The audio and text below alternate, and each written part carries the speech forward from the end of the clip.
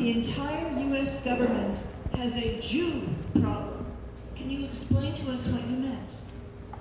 Can you read the tweet that was over? Because that was It's a single sentence. No, I know, but it was over another tweet. So can you read what I commented on?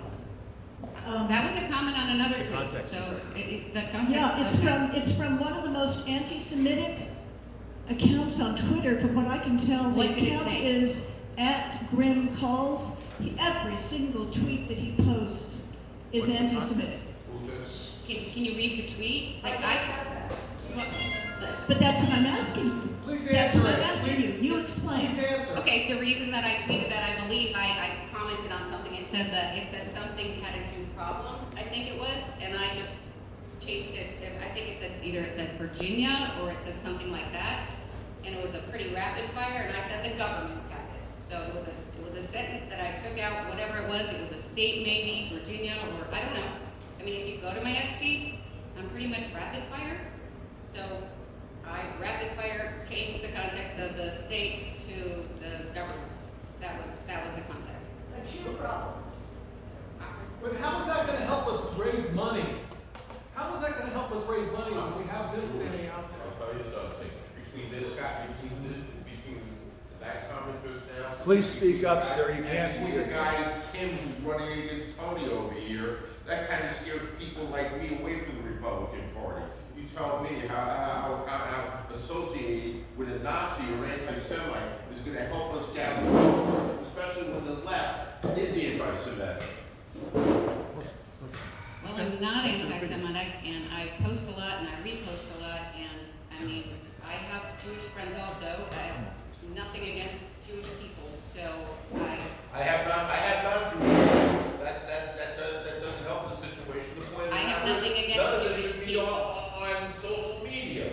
Okay, it is a free country, and we have a First Amendment right, and we really shouldn't be penalized or fired for saying things. First Amendment right to be anti-Semitic, okay? Yeah. Yeah. Hi, Shelly.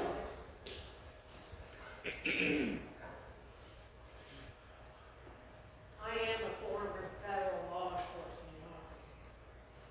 And I'm a former federal law enforcement officer. And on 11/5/2023, according to Fairfax General District Court, you assaulted a law enforcement person. Then, on 11/5/23, you assaulted and battered a family member. Can you explain? So I wrote a Substack on this.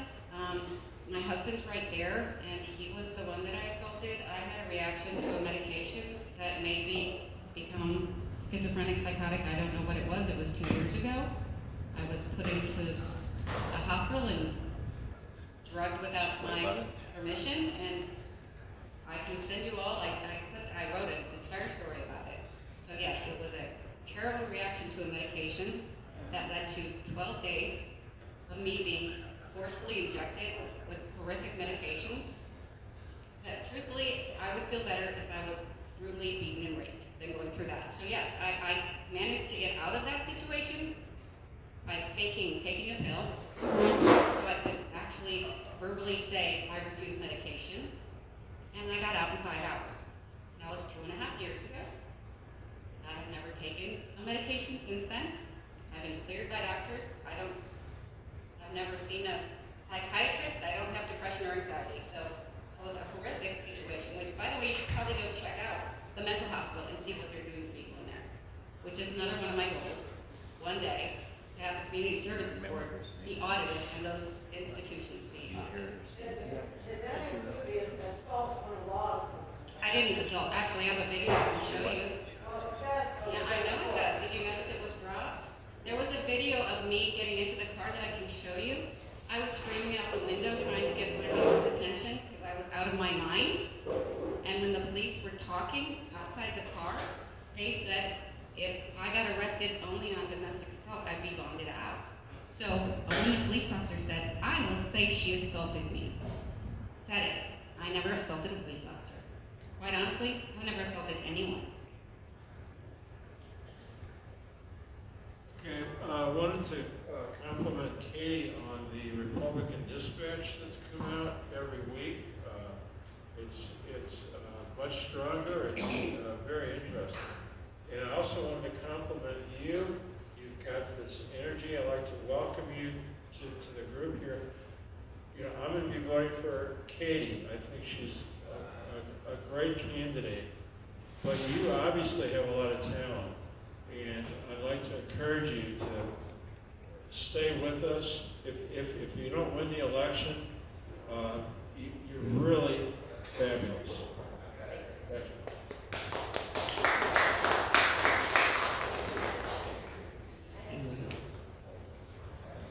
I think Shelly, with the Jewish issue, like you were saying, it's like a crisis management thing. I think that it's like crisis management. I mean, something bad has happened, or something that we think it's not in context. So before the vote, I would like to see what she was saying regarding assaulting an officer. You need to figure out something to say regarding all those things. Maybe put it out, be open, be transparent about it. So just in case you don't win this, it's not like if you don't win this, it's not like a personal thing, in my opinion. It's just, it makes people look bad. It doesn't do well for FCRC. So if you could put out some sort of transparent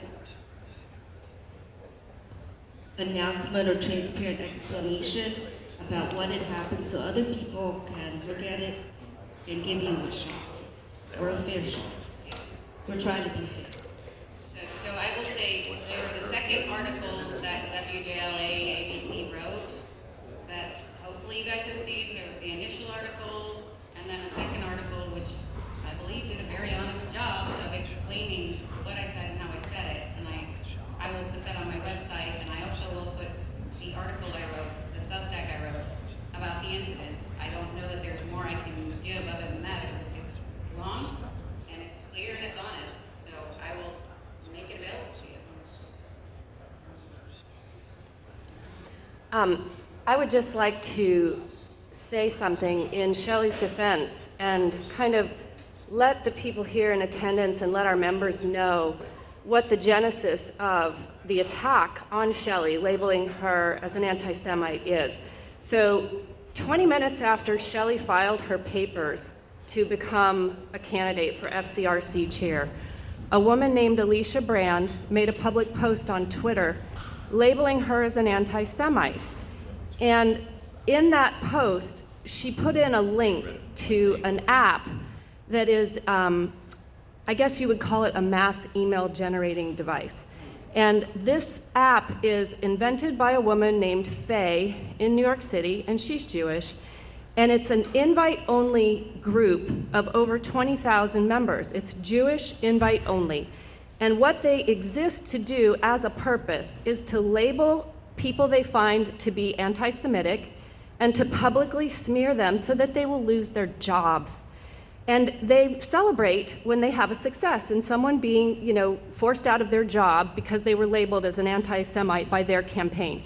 And so their members submit a letter, to their group, and then they amplify it. So they have 20,000 members. So Alicia submitted this letter to the group, and it resulted in Rosie Oakley receiving 600 emails of complaint against Shelly Arnoldi, saying what Alicia wrote. It auto-generates what she wrote. Now, I fundamentally disagree with that approach because that is a tactic of the left. This is what leftists do. It's called cancel culture, and if they don't like what you say, off with your head. You do not have the right to free speech in America, and you should lose your job. That's how the left rolls, and that is what this campaign was done to Shelly. And you might find, some of her social media posts or whatever distasteful or unseemly or think it reflects badly on the party, but as a citizen, she has the same right to free speech as any one of us do. And if we're gonna participate in cancel culture and say she's not fit to run, she doesn't have the right to free speech, then that would make us no different than the left. And I think that we are fundamentally not playing by those types of tactics. So I just want to say that I think it's very important to understand what has happened here. And I think if anyone supports that strategy, then you probably want to take a look at your own personal politics, right? Are we really conservatives? Are we really Republicans? Or are we going to behave and act like functional Democrats? And so I just wanted to, point that out. And I think it matters in the context. And by the way, I will point out, for many, many years on Twitter, there are all sorts of professionals on Twitter, right? There are corporate CEOs, there are government officials, elected officials, and everyone used to have in their bio, retweets do not equal endorsement. It's a professional courtesy. You can share whatever you want with your followers, and it means, hey, I found this interesting today. Here's my subject matter I'm putting out today. It doesn't mean you agree with it. It just means you thought it was interesting for whatever reason. Either you're in agreement with it or you're in opposition to it. It doesn't matter.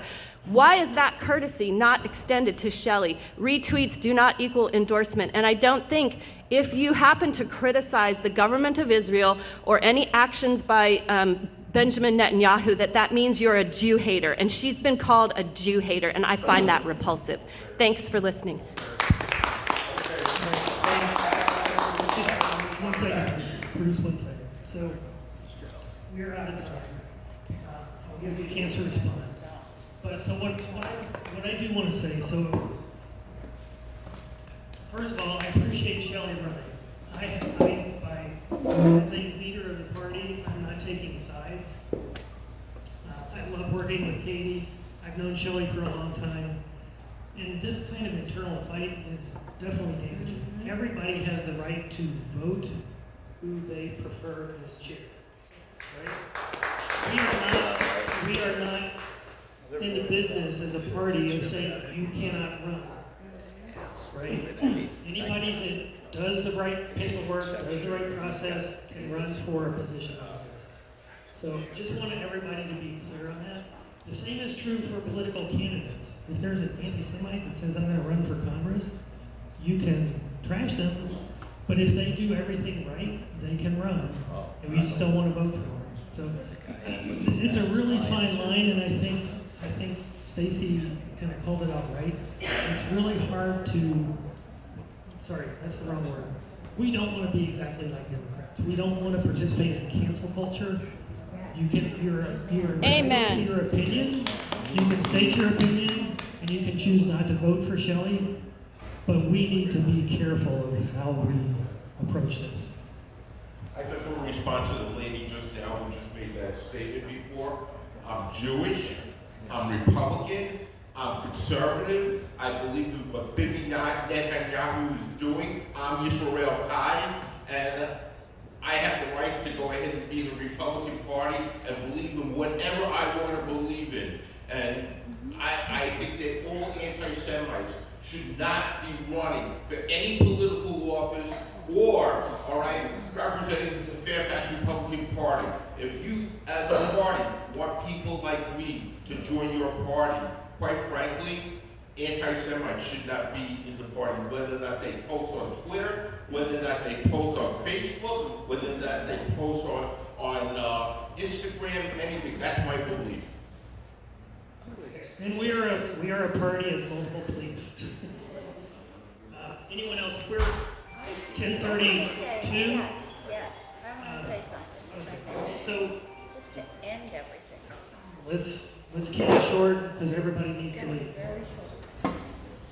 I don't see anything that's anti-Semite. You don't have to. I've never seen anything like this in my life, and it's so embarrassing to treat people this way, and to call someone, and just because they don't want to give, maybe they don't want to give money to Ukraine, so are they anti-Ukrainite, whatever, I don't know. Or they don't want to give money to Israel. Maybe we give billions to Israel, they don't want to give money to Israel. Please, people, let's all go back to being who we really are. We are people of character, and we need to act like it. And we need to not put one group above another. Amen. Amen. Woo!